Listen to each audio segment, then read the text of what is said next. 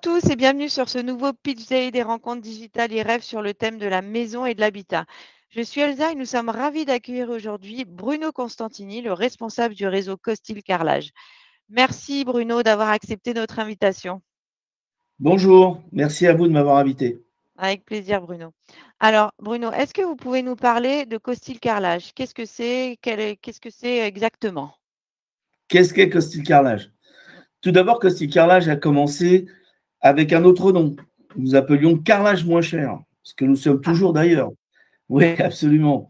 Nous avons commencé par l'importation de carrelage. Importation de carrelage depuis l'Asie, depuis l'Est de l'Europe, depuis le Sud et le Sud-Est de l'Europe.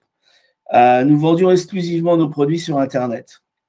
Et puis, en 2009-2010, des clients nous ont demandé de pouvoir présenter les produits. Donc, on leur a proposé de mettre des échantillons dans leur magasin, ce qu'ils ont fait. Et nous avons continué comme ça, chemin faisant. Ces clients ont voulu avoir toujours plus de produits et être un petit peu plus rattachés à notre activité. Et en conséquence, pour une question d'image, de positionnement même, nous avons commencé à réfléchir à un nouveau nom et nous sommes devenus en 2012 Costil Carrelage et Bain. Voilà. Donc, voilà la naissance de Costil Carrelage. et Ensuite, nous avons continué chaque jour à alimenter un peu plus nos clients qui, tout doucement, ont amélioré leur magasin, agrandi leur magasin jusqu'en 2014 où là, il a été décidé d'apporter plus de consistance à notre accompagnement. Et c'est là que nous sommes devenus une licence de marque. Voilà. d'accord. Et aujourd'hui, il y a combien de points de vente qui sont ouverts Costil Carrelage? Aujourd'hui, nous sommes 19 magasins dans toute la France, dont 3 magasins pilotes, 5 magasins appartenant à l'enseigne. D'accord. Et je crois qu'il y en a aussi au Benelux, non? Alors, il y en a aussi au Benelux, notamment au Luxembourg et prochainement en Belgique. Ok. Quels sont justement vos objectifs de développement en France et au Benelux peut-être? Notre objectif, c'est l'ouverture d'une cinquantaine de magasins, dans un objectif assez proche, dans les 4 ans. Pour cela, nous allons continuer à structurer notre réseau recherche et développement et animation des magasins. D'accord. Alors, quel est l'ADN de Costil Carrelage? Nous sommes une enseigne spécialisée dans la distribution de carrelage et d'accessoires et meubles de salle de bain. Et est-ce que vous véhiculez des valeurs particulières Oui, propres à tout à fait. l'enseigne? Oui, tout à fait. Notre ADN, c'est que nous sommes véritablement des spécialistes. Un client, lorsqu'il doit réaliser des travaux, va réaliser en réalité un projet. Il ne vient pas acheter simplement un carrelage. Il vient réaliser le projet, des fois même de sa vie, c'est-à-dire la construction de sa maison ou la rénovation d'une salle de bain. Il va avoir besoin non seulement de conseils en termes de décoration, mais aussi en termes techniques. La possibilité, pourquoi pas, de réaliser un plan 3D, d'avoir des informations techniques sur la possibilité de réaliser une douche à l'italienne ou bien de mettre une salle de bain, de mettre une baignoire, la nécessité d'avoir des connaissances plus importantes sur un produit, comment l'utiliser, comment le mettre en œuvre. Costil Carrelage, c'est tout ça. C'est la possibilité à nos clients en entrant dans notre showroom, d'avoir l'intégralité, l'ensemble des réponses qui lui sont nécessaires à la réalisation de son projet. Oui, c'est vraiment un conseil du début jusqu'à la fin, j'imagine jusqu'à même la construction ou pas d'ailleurs? Non, Absolument, absolument, jusqu'à la mise en pause, vous avez raison, Elsa. Nos clients vont avoir besoin aussi d'être conseillés sur leur partenaire qui va mettre en œuvre le produit. Ce dernier va pouvoir venir nous rencontrer. Nous avons dans nos magasins Costil Carrelage des produits professionnels qui lui sont directement destinés. Donc, il va pouvoir à tout moment trouver les bons produits pour réaliser le projet de son client. Donc, le client final, le particulier, le client final ou le promoteur qui désire réaliser un projet, l'artisan qui va travailler avec lui vont trouver chez Costil Carrelage l'ensemble des produits et des conseils dont ils ont besoin. d'accord. Est-ce que vous privilégiez des secteurs géographiques particuliers? Enfin, quelle catégorie de ville, quel type d'emplacement vous privilégiez chez Costil Carrelage? Écoutez, tout d'abord, nos magasins avec les problématiques techniques qui sont de livraison, de reprise de marchandises, même la nécessité d'un parking, parce que nos clients, lorsqu'ils viennent dans nos magasins, passent beaucoup de temps dans nos salles de collection. Ils ont besoin de voir beaucoup de produits, de discuter avec nos conseillers vendeurs. En conséquence, nous privilégions des magasins en périphérie ou dans les zones commerciales ou artisanales ou dans les grands axes. Nous privilégions aussi des communes, des villes de plus de 30 000 habitants. Oui, donc à éviter les centres-villes.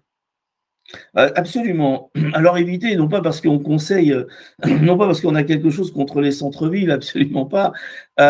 Lorsque nos magasins sont livrés, ils sont généralement livrés par des camions poids lourds, des semi-remorques même, et donc vous comprenez bien qu'en centre-ville, ça pose des problèmes, hein, des vrais problèmes techniques. Hein. Donc on privilégie effectivement l'agglomération, les extérieurs de centre-ville. Tout à fait. Oui, évidemment. Et quelle est la durée de mise en place d'un point de vente? Alors, entre le moment où le local a été mis à disposition, cela se passe en plusieurs phases. La première phase, nos équipes viennent dans le showroom pour dessiner les plans avec notre candidat franchisé, avec notre franchisé. Une fois que les plans sont validés, cela prend quelques jours, nous engageons les rendez-vous avec l'intégralité de nos partenaires pour la concrétisation, la mise en place du showroom. Ceci peut prendre entre 4 et 6 semaines. Voilà. Nous considérons qu'au bout de 8 semaines, le showroom est dans des conditions d'ouverture. Bien évidemment, cela dépendra de l'état dans lequel on trouve le showroom. Si le showroom nécessite de grands travaux, je parle bien évidemment de travaux de gros œuvres ou de construction, alors ces délais-là sont ajoutés aux délais que je viens de vous donner. D'accord. Là, on est uniquement à partir du moment où on a un local. D'ailleurs, ce local, il doit mesurer combien de mètres carrés à peu près, en moyenne? Voilà, les locaux mesurent en moyenne 350 mètres carrés plus la réserve. La réserve étant de dimension plus ou moins qui ira en adaptation avec les capacités de stockage extérieur s'il y en a. Voilà. Évidemment. Donc 350 mètres carrés est la bonne dimension pour un showroom. D'accord. Et si je reviens à la durée de notre projet, à partir du moment où j'ai décidé que je voulais créer un point de vente Costil Carrelage, combien de temps ça prend entre le moment où j'ai décidé et le moment où je peux ouvrir ma boutique? Alors, durant ce délai, il va y avoir aussi des phases de formation. C'est-à-dire que Tout vous à allez fait. devoir venir nous voir, voilà, dans le magasin. On en Mais reparlera un petit peu considérons, plus tard, oui. on en reparlera, d'accord. Et juste, Mais c'est juste considérons pour avoir la que durée, ouais.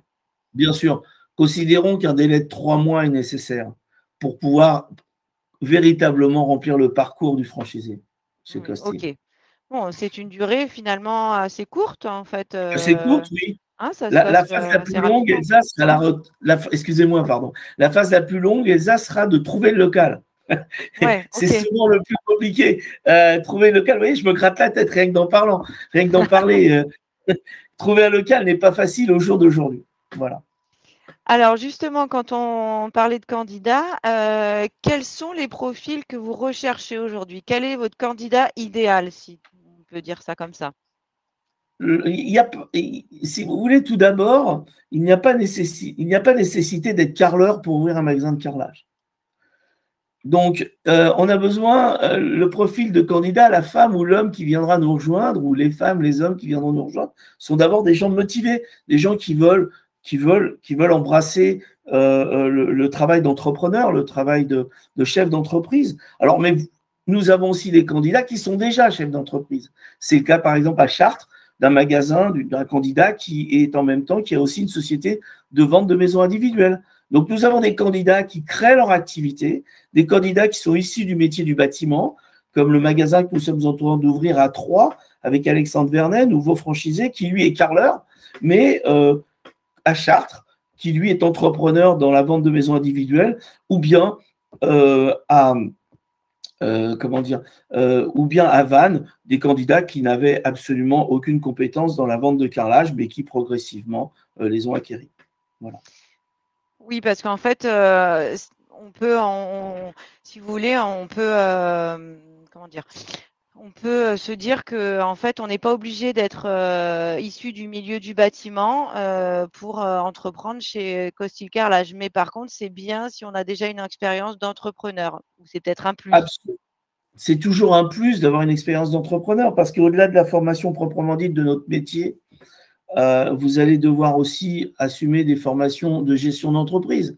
Alors, bien évidemment que nous pouvons vous accompagner, mais ça, ce sont des connaissances que vous allez devoir acquérir auprès de votre expert comptable dans des formations bien spécifiques et de la gestion d'entreprise. Vous comprenez? Donc, Bien en sûr. conséquence, oui, une expérience de chef d'entreprise est meilleure, mais quelque part, c'est une expérience qu'on peut acquérir avec le temps. Accompagnés par des vrais professionnels qui sont les experts comptables, par exemple. Aujourd'hui, le profil recherché, c'est avant tout le profil de quelqu'un qui a le goût de l'entreprise, l'envie de travailler à son compte, l'envie d'exploiter un showroom, l'envie de trouver cette indépendance, mais en n'étant pas seul, en étant accompagné par un réseau comme le nôtre. Et est-ce que c'est mieux d'entreprendre seul ou à deux?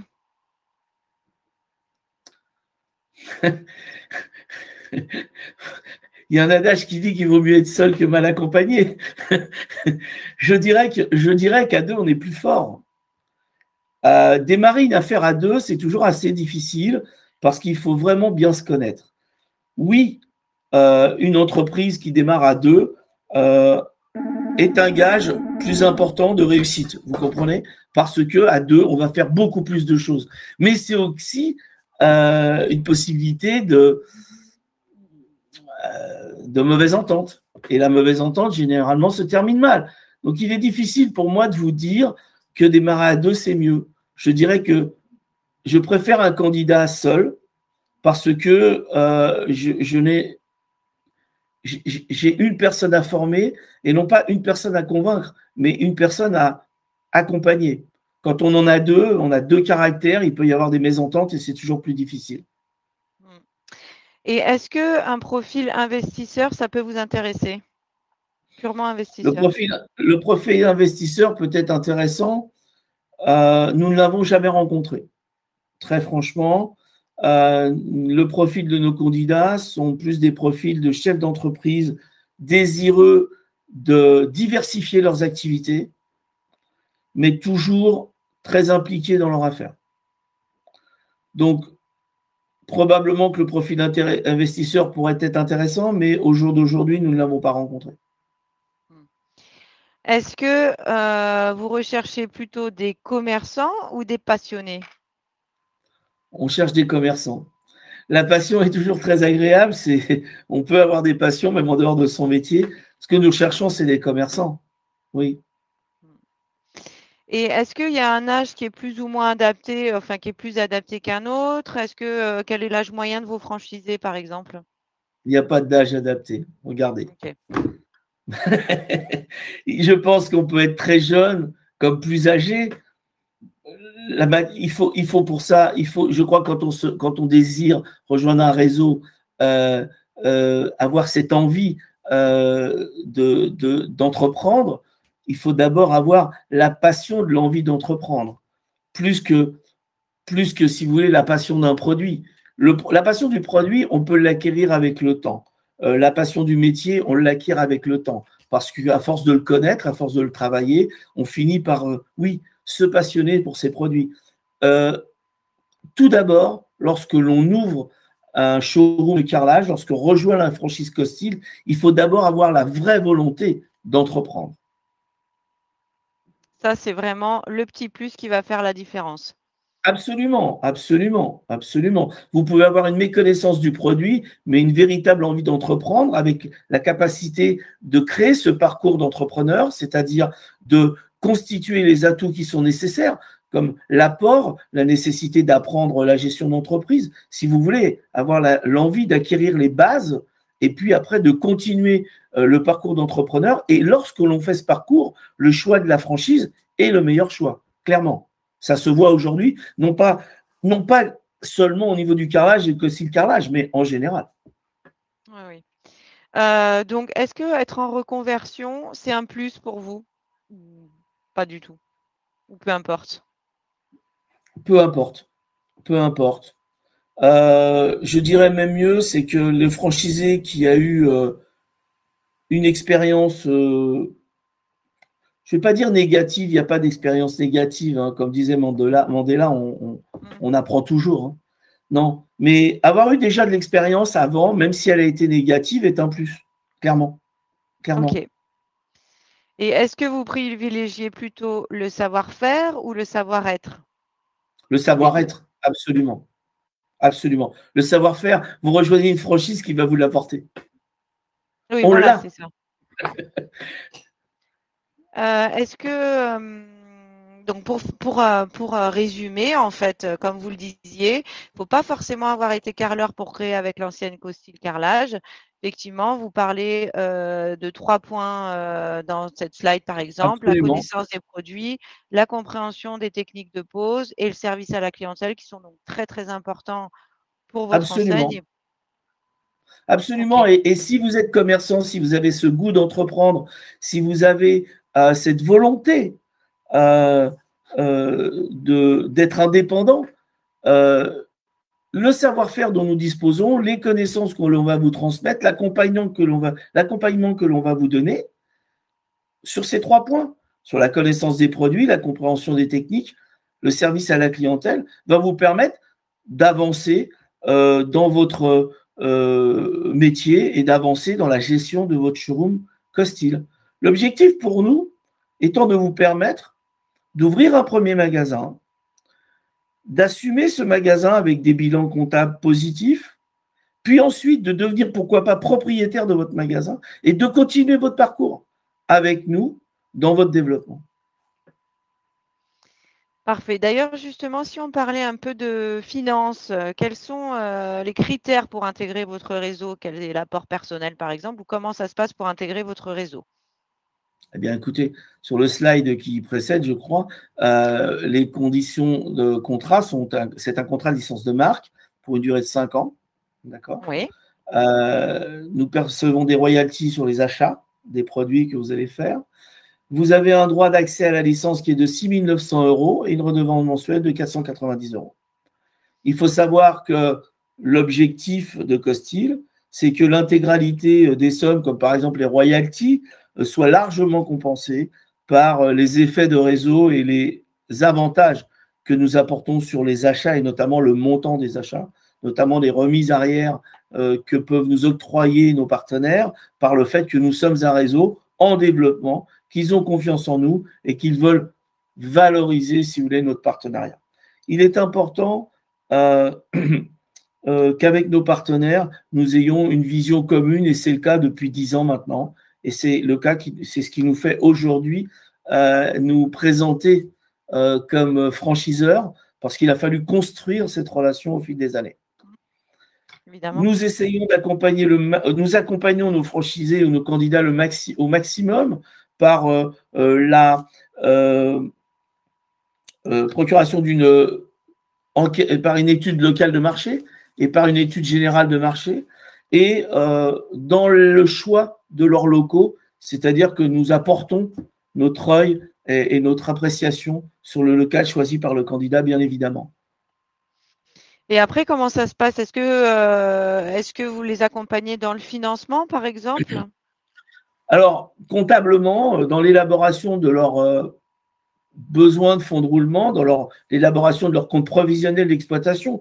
Un point très important dans le besoin de fonds de roulement, il est en négatif en général, à savoir que nous fonctionnons sans stock, que les clients, lorsqu'ils passent des commandes, versent des acomptes, et que donc le financement de l'activité se fait de façon assez saine et assez simple. Par contre, au démarrage, dans la réalisation du compte provisionnel d'exploitation, nous avons un cabinet comptable qui peut accompagner les franchisés. Puis, dans les études de marché, nous travaillons avec une société spécialisée. Et enfin, au niveau financier, nous mettons en contact nos franchisés avec plusieurs organismes financiers qui vont étudier au vu du positionnement géographique, au vu du compte provisionnel d'exploitation, qui vont participer à la recherche de partenaires financiers, comme par OK. exemple la société Partenaire Finance. OK.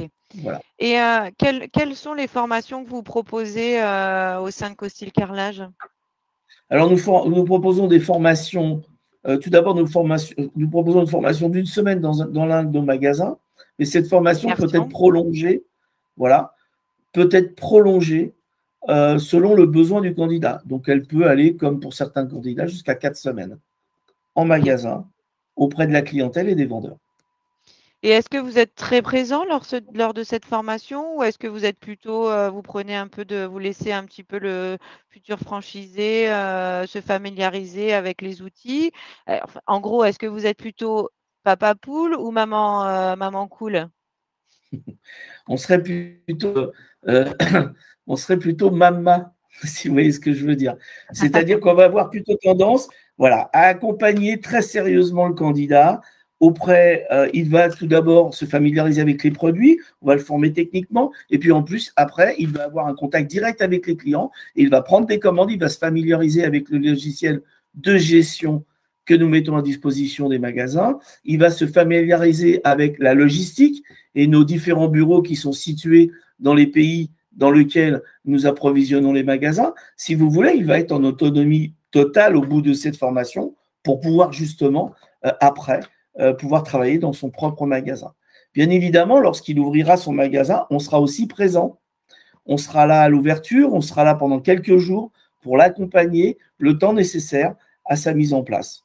Et tout au long de l'année, on sera à sa disposition avec un service d'animation. Ah super. Quel conseil vous pourriez donner à un futur, franchisé ou un candidat? Quels critères, en fait, il doit prendre en compte avant de se lancer?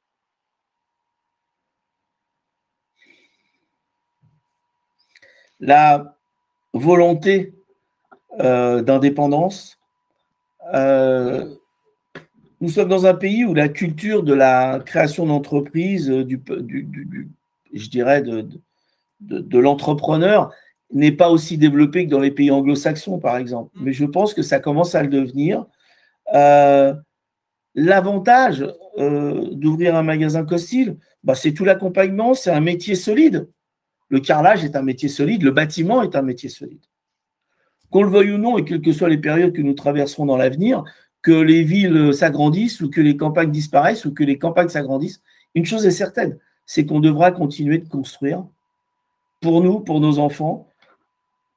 Rejoindre Costil, c'est si on a la volonté d'être entrepreneur, je pense que c'est un métier d'avenir, largement.